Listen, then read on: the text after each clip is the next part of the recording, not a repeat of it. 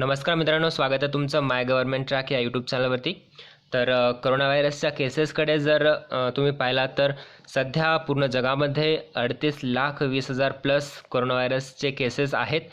तर त्यापैकी 2,65,000 लोकांचा यामध्ये मृत्यू झालेला आहे. आणि जर रिकव्हरी रेटकडे बघितलात तर आत्तापर्यंत रिकवर झालेल्या लोकांची संख्या आहे 13 लाख प्लस. ठीक आहे, तर ही आहे सिच्युएशन पूर्ण जगामध्ये. आणि जर तुम्ही इंडियामध्ये बघितलात तर पहिल्या रोमध्ये बघू शकता, इंडियामध्ये सध्या करंट सिच्युएशनला आत्ता टोटल केसेस आहेत 53,025. ठीक आहे, तर त्यापैकी आत्तापर्यंत 1,785 लोकांचा इथे मृत्यू झालेला आहे. आणि टोटल रिकवर्ड झालेल्या लोकांची संख्या आहे 15,331. ठीक आहे, तर हा आकडा म्हणजे आधीच वाढलेला आहे, मे बी इन फ्युचर वाढू पण शकतो.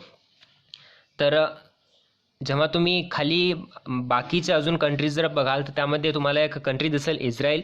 तर इस्रायल ही मिडल ईस्ट कंट्री आहे. तर इस्रायलचा आपण स्पेसिफिकली काउंट बघूया की इस्रायलमध्ये आत्तापर्यंत जे पॉझिटिव्ह केसेस आढळले होते तर ते आहेत 16,310 केसेस पॉझिटिव्ह केसेस होते इस्रायलमध्ये. आणि त्यापैकी 239 लोकांचा मृत्यू झालेला आहे. ठीक आहे, आणि रिकव्हरी रेट बघाल तर तुम्ही 16,310 जे पॉझिटिव्ह केसेस आहेत तर त्यापैकी 10,000 प्लस 10,500च्या जवळपास रिकवर्ड झालेल्या लोकांची संख्या आहे. ठीक आहे, तर स्पेशली आपण इस्रायलचीच आपण का इथे जास्त फोकस करतोय, कारण तुम्ही न्यूजमध्ये पाहिलं असेल की बरेच न्यूजच्या आजकाल म्हणजे टायटल आहेत की इस्रायलने यावरती कोरोना व्हायरसवरती लस शोधली आहे.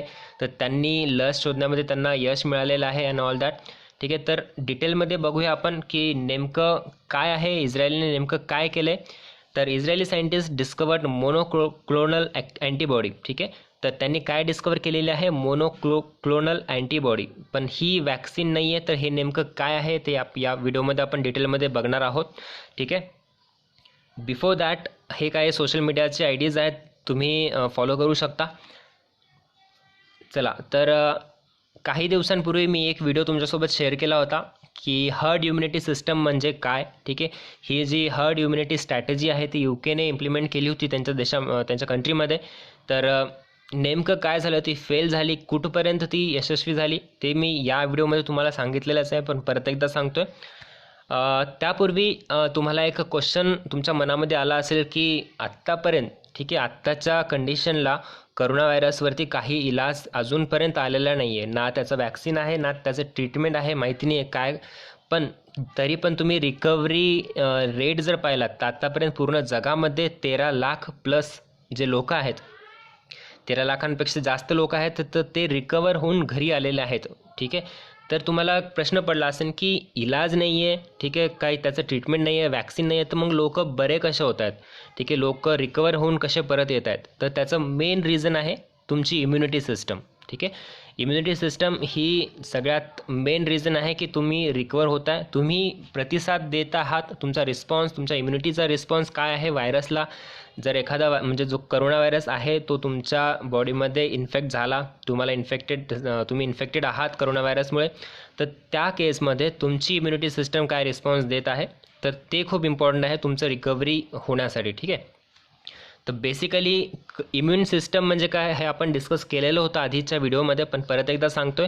तर इम्युन सिस्टम म्हणजे काय की तुमच्या बॉडीमधले सेल्स, ठीक आहे, तुमची बॉडी जर सपोज एखादा फॉरेन पार्टिकल असो, ठीक आहे, जर ते इन्फेक्शन असेल, जर बॅक्टेरियल असो की फंगल इन्फेक्शन असो की व्हायरल इन्फेक्शन असो, जर बाहेरचं एखादं इन्फेक्शन तुमच्या बॉडीला इन्फेक्ट करत असेल तर त्याचा रिस्पॉन्स म्हणून तुमची बॉडी काय करतं, अँटीबॉडीज प्रोड्यूस करतो. तुमच्या शरीरामध्ये तुमची बॉडी अँटीबॉडीज प्रोड्यूस करतं.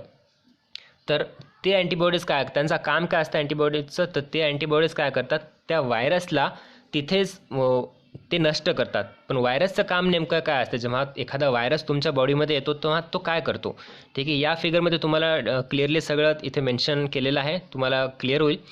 तर जर एखाद्या हेल्दी पर्सनमध्ये एखादा व्हायरस आला तर तो व्हायरस नेमकं काय करतो, तो व्हायरस एक सेल बघतो. सुरुवातीला त्या व्हायरसला काय पाहिजे असतं, एक सेल.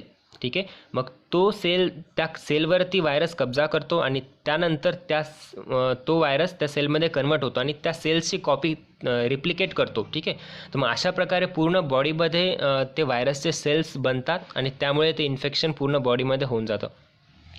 तर हे रोखतं कोण? अँटीबॉडीज. ते तुमच्या शरीरामध्ये तुमची इम्युनिटी सिस्टम अँटीबॉडीज प्रोड्यूस करते.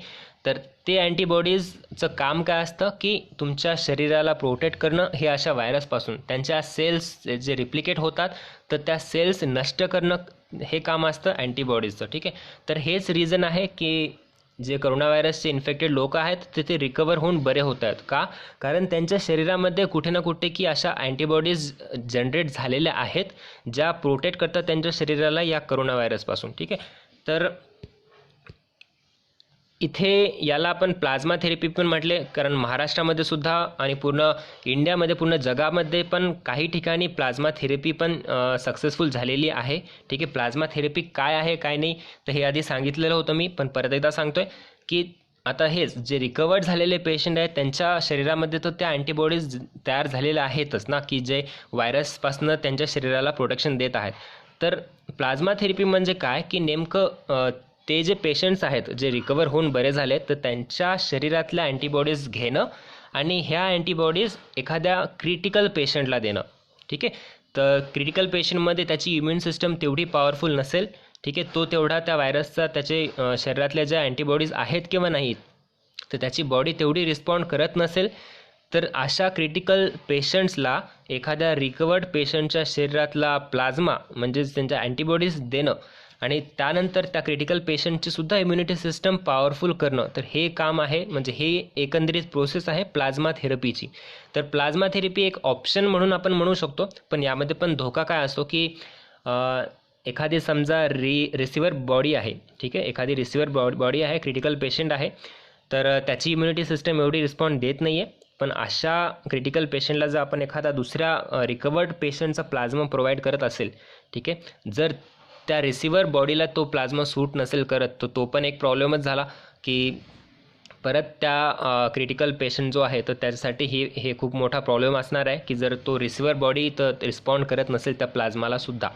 तर एकंदरीत म्हणायचं काय की हे प्लाझ्मा थेरपी म्हणजे एक सोल्युशन नाही आहे, एक प्रकारचं ट्रीटमेंट नाही आहे, हे एक ऑप्शन आहे. सध्या जो मृत्यूदर वाढत आहे तर त्याला रोखणं, ठीक आहे, जे क्रिटिकल पेशंट्स आहेत तर त्यांची इम्युनिटी सिस्टम वाढवणं, तर हे काम करू शकतं प्लाझ्मा थेरपीनं. पण सध्या इस्रायलने पण ही प्लाझ्मा थेरपी त्यांच्या 33 जे सिक इस्रायल्स होते लोक तर त्यांच्यावरती पण ही प्लाझ्मा थेरपी वापरलेली आहे आणि ते पण रिकवर झालेले आहेत या कोविड-19पासून. ओके. तर हे टाइम्स ऑफ इस्रायलचं आर्टिकल आहे, तुम्ही पाहू शकता की त्यांनीसुद्धा प्लाझ्मा थेरपी वापरून त्यांना पण यश मिळालेलं आहे. पण हे इस्रायलचे जे सायंटिस्ट आहेत ते इथेच न थांबता त्यांनी अजून एक प्रकारचा शोध लावलेला आहे. तर त्यांनी काय केलेलं आहे, बेसिकली तुम्हाला माहीत असेल की तुम्ही न्यूजमध्ये पाहिलं असेल की बऱ्याच अजून पण काही देश आहेत जसे की UK, इटली, तर या देशांनी सुद्धा करोना व्हायरसची लस म्हणजे वॅक्सिन जी आहे ती डेव्हलप केलेली आहे अशी आपण न्यूज ऐकलेली आहे. ठीक आहे.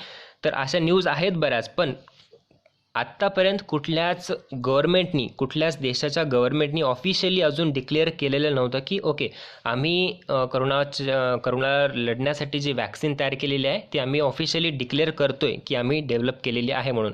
पण इथे तुम्ही ट्विट बघू शकता, मिनिस्ट्री ऑफ डिफेन्स इस्रायल. तर इस्रायलच्या मिनिस्ट्री ऑफ डिफेन्सनी ऑफिशियली ट्विट केलेलं आहे की in the past 2 days the Israel institute for biological research IIBR has completed a groundbreaking scientific development determining an antibody that neutralizes the coronavirus.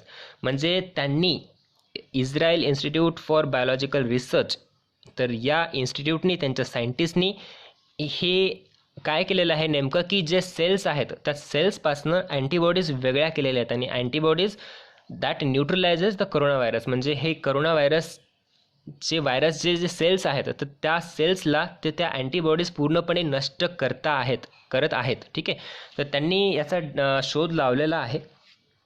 तर अजून एक त्यामध्ये की पॅरामीटर्स काय म्हटलेलं आहे की the antibody is monoclonal, new and refined and contains an exceptionally low proportion of harmful proteins. ठीक आहे. तर त्या अँटीबॉडीजमध्ये एवढं काही जास्त हार्मफुल प्रोटीन्स नाही आहेत, म्हणजे ह्युमन बिईंग्सला ते सेफ आहे. ठीक आहे.